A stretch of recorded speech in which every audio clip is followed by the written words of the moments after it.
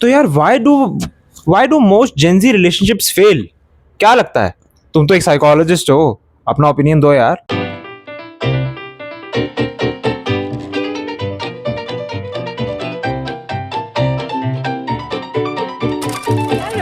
I've seen people around me, and मतलब अभी recently I've met a lot of my friends, you know, and they are all having this problem कि यार relationship ना चल नहीं रहा, या फिर कोई ना कोई chaos हो रहा है, and that they are not sure कि if they'll be ending up together, even though 5-6 साल के relationships चल रहे हैं, but still एक होता है ना कि पता है वो नहीं है, वो क्लैरिटी हमारे जनरेशन में नहीं है. And I blame one of the reasons is instant gratification. I feel कि हम लोग बहुत जल्दी बोर हो जाते हैं.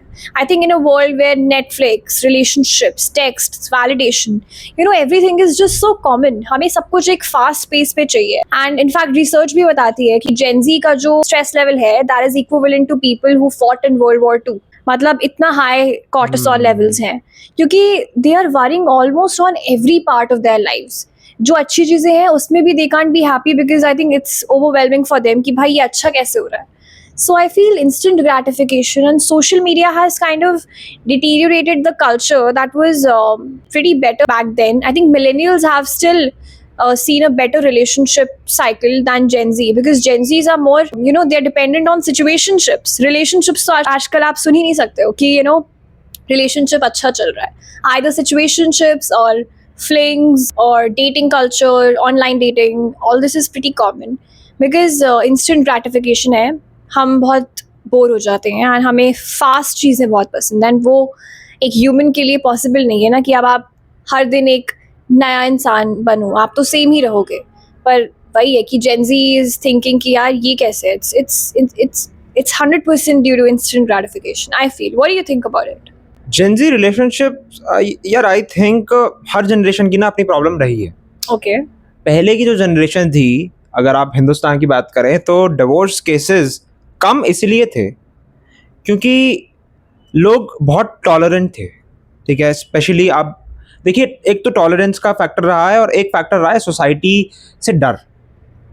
तो ये एक टैबू था कि यार शादी हो गई ना, अब तो पूरी जिंदगी साथ ही रहना है. या राइट. और आप देखोगे सबसे ज्यादा जो शादी पे जोक्स बनते हैं वो पुरानी जनरेशन ही बनाती है. या तो इसका मतलब आई डोंट थिंक कि जेन ज़ी जो है बहुत खराब है.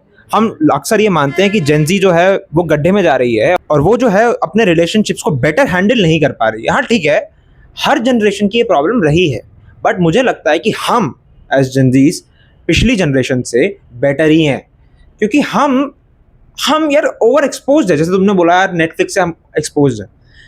एक्सपोजर की वजह से ठीक है सिचुएशनशिप्स वगैरह ये सब आई हैं, पर मुझे लगता है कि ये हमेशा से ही रहा है. अब बल्कि हम प्यार को भी समझ पा रहे हैं. पहले प्यार एज अ कॉन्सेप्ट होता नहीं था क्योंकि हमारी जो पूर्वज हैं वो बाकी कामों में बिजी थे क्योंकि उस टाइम पे उनको पैसा कमाना था. उस टाइम पे इंडिया आज़ाद हुआ था. We were getting stabilized. तो टाइम नहीं था प्यार व्यार का, रोमांस का. अब हमारे parents touch wood by the grace of God stable हैं अपनी मेहनत की वजह से. तो अब हमारे पास ये मौका है कि हम इन चीज़ों पे बात कर पा रहे हैं कि भाई प्यार क्या है. राइट. और ब्रेकअप करने का भी हमारे पास ये अपॉर्चुनिटी है क्योंकि अब हमें ये पता है कि भाई कोई टैबू नहीं है. अगर नहीं चल रहा तो ठीक है यार, इसमें गलत क्या है. तो मुझे लगता है कि रिलेशनशिप्स लास्ट लॉन्ग इसलिए भी नहीं कर रहे हैं. ठीक है, आपने जो रीजंस बोले वो जरूर वैलिड है, पर इसलिए भी नहीं कर रहे हैं क्योंकि अब हमें ऑप्शनैलिटी पता लग चुकी है कि ऑप्शंस हैं और टैबू खत्म होता जा रहा है. तो मुझे लगता है इसमें कोई बहुत बड़ा हार्म नहीं है. No, I think there's a slight disagreement to the statement that you said. I never blamed that Netflix is a problem. I said that due to that instant gratification thing, since we guys are more dependent on all these things because we are surrounded by it constantly. Like when you open social media or what do we do all day? Okay, Netflix, या तो if a person is busy doing a job but घर आके वो Netflix ही देखता है and वो भी उस सीरीज से बोर हो जाता है. अगर वो बोरिंग हो जाती है तो ही switches on to the next series. So what I am trying to say is that this is a pattern that has been observed so far, that Gen Z has the tendency to actually switch very fast from a person to a series to a food item to a trend. Everything is fast. उसके वजह से conditioning is subconsciously enrooted, like it's deeply embedded in our brain that when it comes to a relationship, we subconsciously feel कि now 3 months हो गए, okay, this is boring, now the next thing.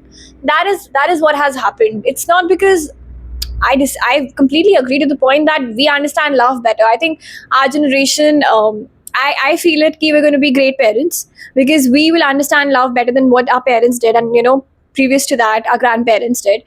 But I feel like instant gratification has ruined a lot of relationships, and it's going to get worse. That's what I feel in the next few years. ठीक है, I agree कि हाँ हमारी patience कम होती जा रही है, हमारा जो रिटेंशन स्पैन है वो कम होता जा रहा है, तो उसका असर हमारे रिलेशनशिप पे भी पड़ता है कि भाई 3 महीने हो गए, 3 महीने बहुत बड़ा लगता है कि यार 3 महीने रिलेशनशिप चल गया, यार ठीक है यार बहुत बड़ी बात हो गई, ये तो 3 मंथ्स एनिवर्सरी मना रहे हैं, और जो है थोड़ी सी लड़ाई पे सोच रहे हैं। ऑप्शनैलिटी के अपने ये जो है डिसएडवांटेज भी है कि ऑप्शनैलिटी है तो ठीक है, थोड़ी सी जो लड़ाई हुई उस पर ब्रेकअप बोल दो कि यार ठीक है यार कोई और मिल जाएगा, राइट। तो ठीक है। अब हमारा ये मुझे लगता है कि काफी टाइम बाद फर्स्ट एपिसोड है, देखते हैं कि जनता इस बारे में क्या सोचती है और आगे बढ़ते हैं। Yeah, let's see what all Gen Z opinions you guys share with us, and let's see which side are you on, Team Priyank or Team Yatika. आइए